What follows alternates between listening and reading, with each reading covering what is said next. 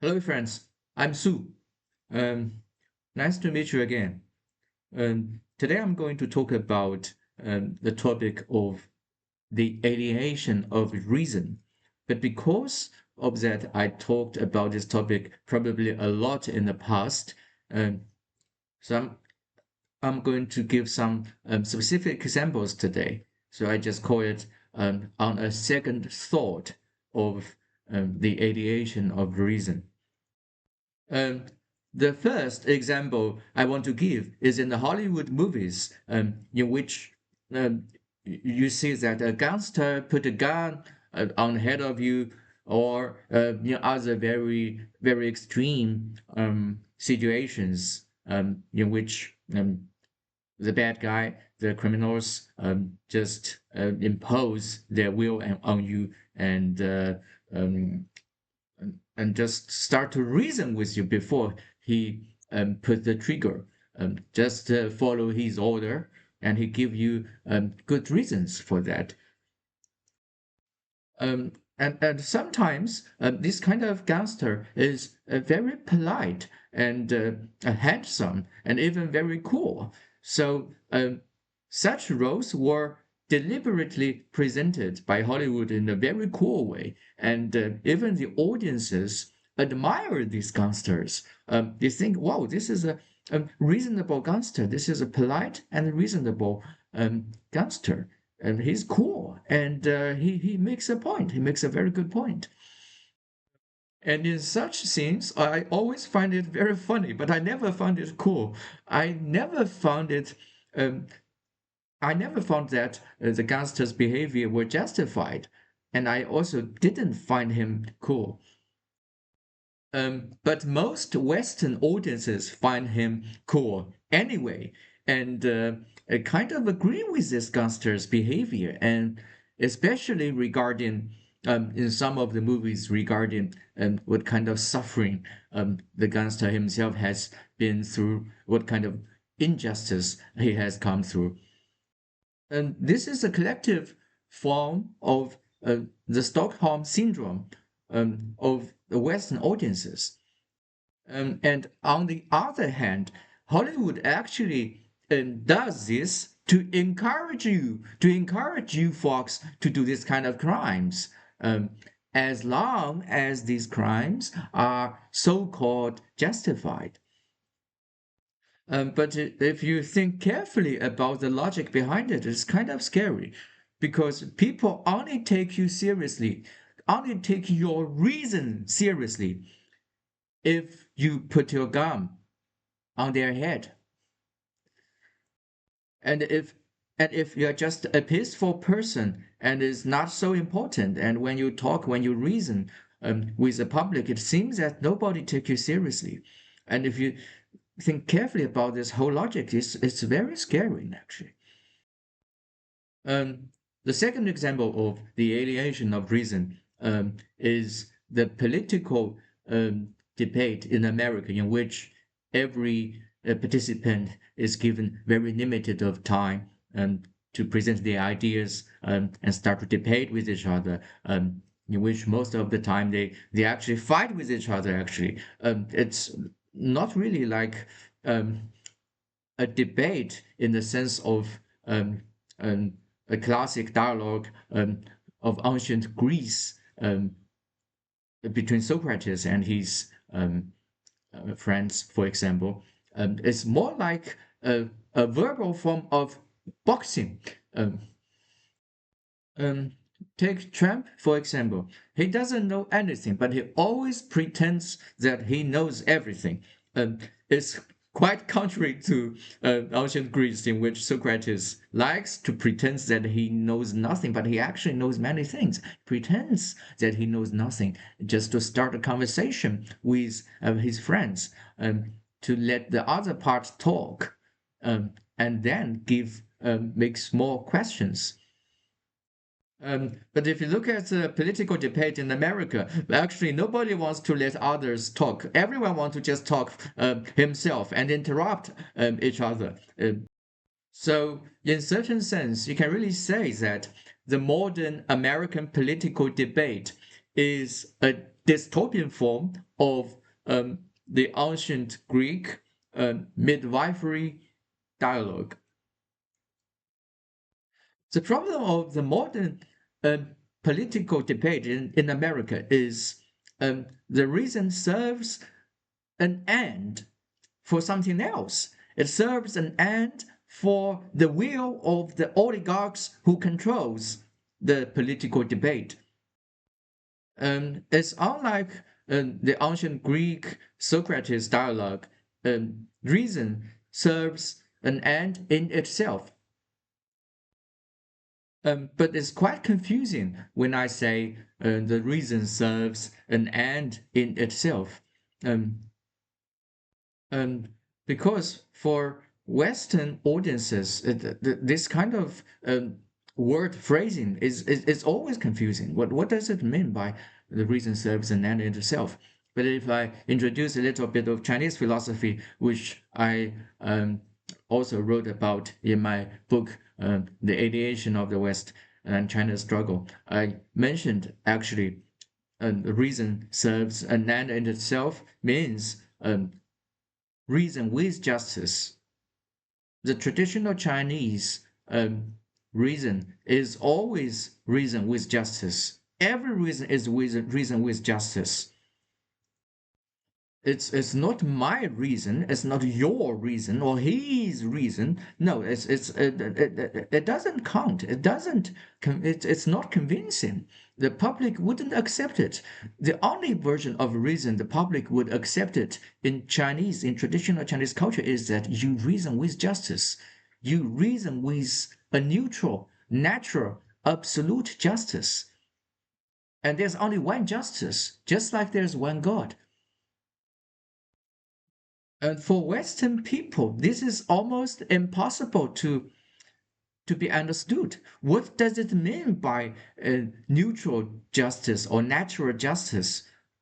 Because their history doesn't have this kind of thing. Everybody reasons with his own version of justice.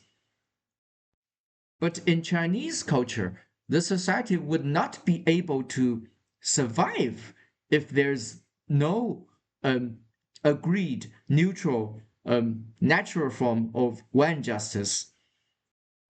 And this one natural form of justice is called the Tao of Middle Way, 中庸之道. And it's very specific because there's always a Tao of middle way. There's always a balanced point in every specific situation, in every specific case, in your daily life, every very specific judgment, every situation. Um, Chinese society is largely peaceful, and you don't have too many crimes, in which a court is always needed, and then the judge is needed to make judgment on who is right, who is wrong, everything.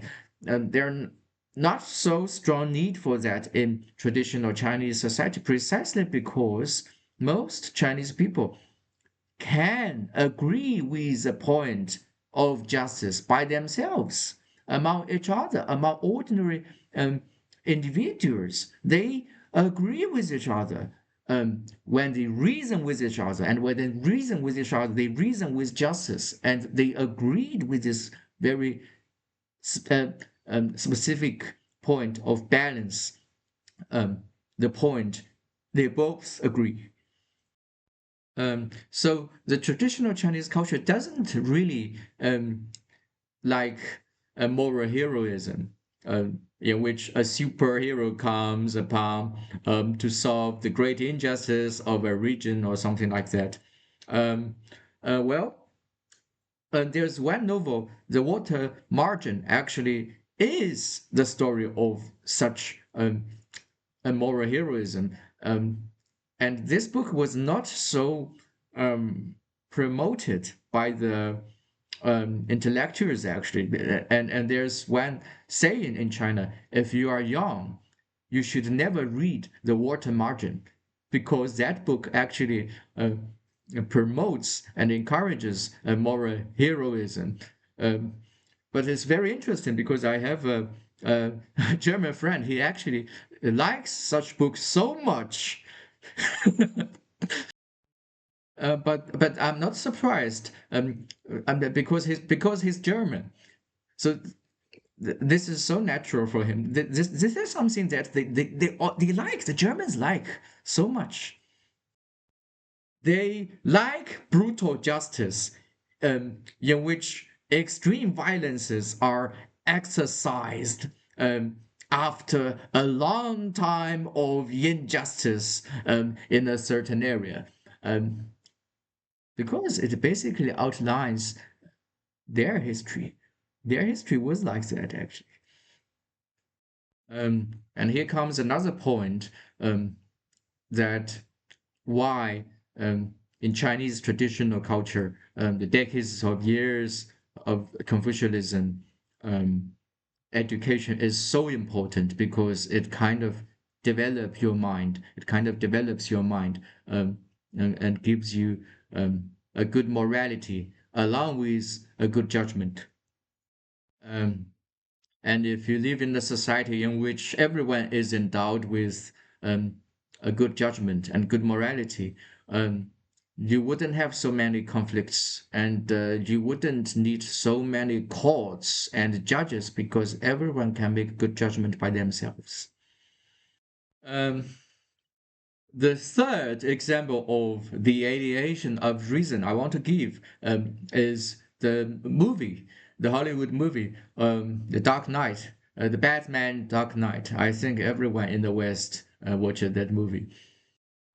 Um, the Joker in that movie kind of despises those traditional um, criminals that did crimes to get money. Um, um, The Joker doesn't care about money at all. He despises money as well as the gangsters who only care about money. The Joker does the crimes just for the sake of it. It has an end in itself, so to speak.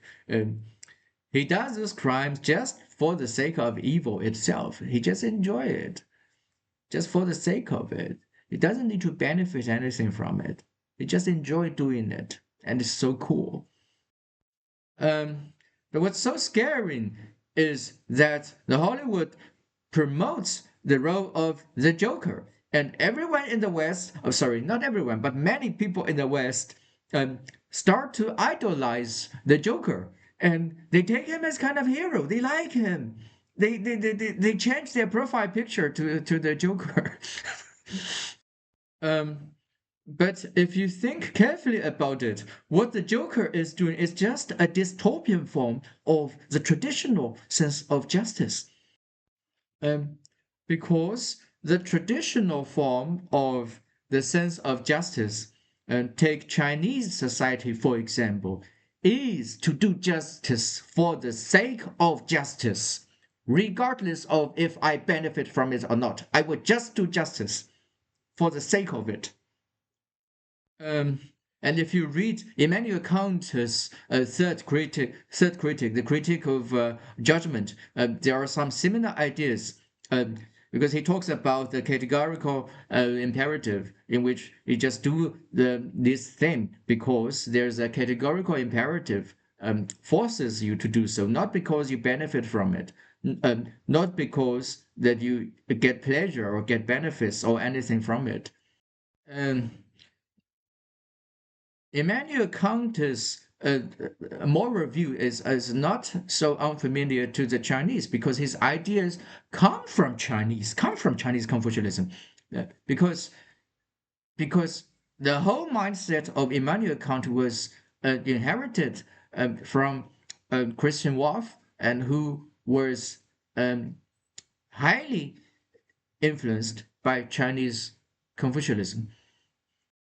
Um, but Immanuel Kant raises some other interesting questions, like if I don't benefit anything from it, if there's no pleasure from the moral behavior I'm doing, then why I'm doing it? And his conclusion is that he must presuppose the presuppose God and immortality of soul uh, uh, and freedom. And this way of thinking, this way of presupposition is very bizarre to Chinese people because Chinese people have not been under influence of the Abraham religion, but Kant has been constantly living in an environment that uh, Christianity prevails. And his mother was a Lutheran, and was a very pious Lutheran actually. So he has this kind of mindset, but these kind of questions never bother Chinese. So let me come back to the topic that the Joker in the Dark Knight is exercising a dystopian form of justice, in the sense of that the justice doing justice for the sake of justice, but the Joker does evil for the sake of evil. Um, but in a certain sense, the Joker can argue, um, I live in a evil society in which everything is not just. Everything is evil. So what I'm doing is, in certain sense, um, a justice for the sake of justice. It's because the society I live in is evil. So I'm doing evil for the sake of evil. But from another point of view, this is just also justice. Um, Because if you look at what kind of pathetic life, terrible life that the Joker has gone through when he was a child, you would certainly somehow understand that why and how he comes to this point of view. So again, in order to understand this kind of dystopian form of justice, you need to have some sort of Western people's mindset of the Stockholm syndrome to be particularly empathetic to the Joker, to the point you agree with him and even admire him of doing this kind of evil. Um, But for a Chinese person like me, or any average Chinese, we would never come to this point. Never.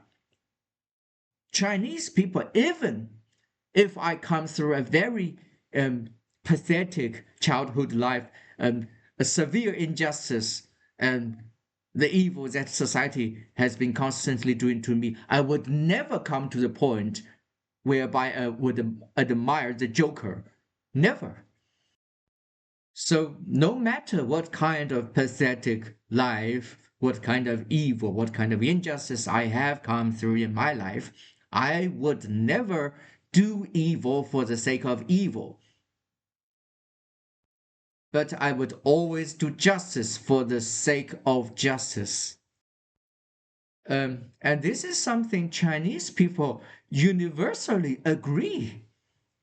And this is something not all Western people agree that there's kind of diversion. There are disagreements among Western people on this topic, actually. But in China, everyone agrees on this point.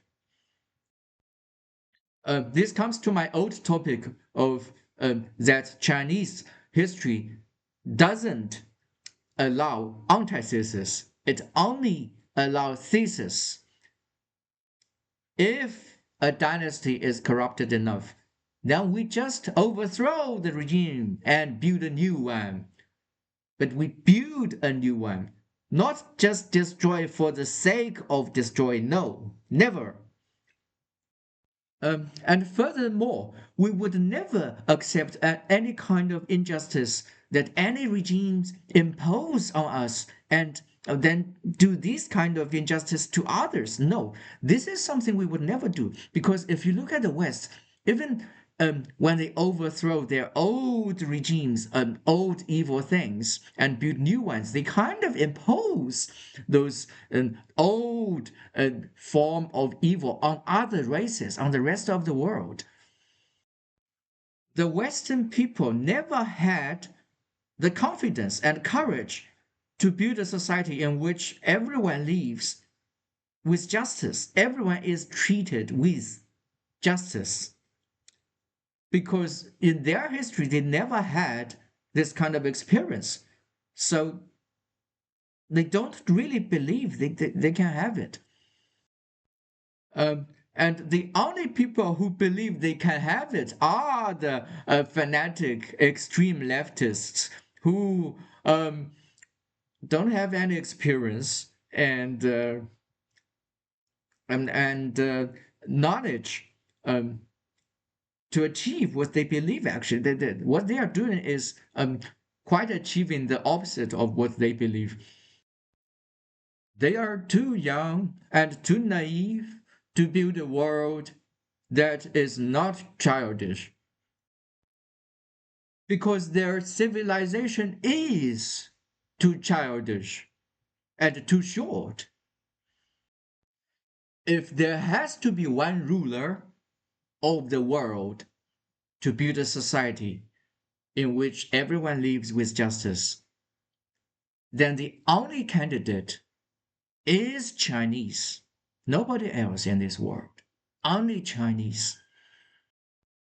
And what's ironic is that the Chinese um, do not have the will to be that ruler at all, because it's not an easy job. It's very exhausting. It's extremely exhausting. Um, and by the way, for those Western people who worship the Joker and put his profile picture on your profile picture, um, I deeply despise you. Okay, guys, thank you very much for watching. And the next time I will just try to make my videos short and just to the point. Okay, bye bye.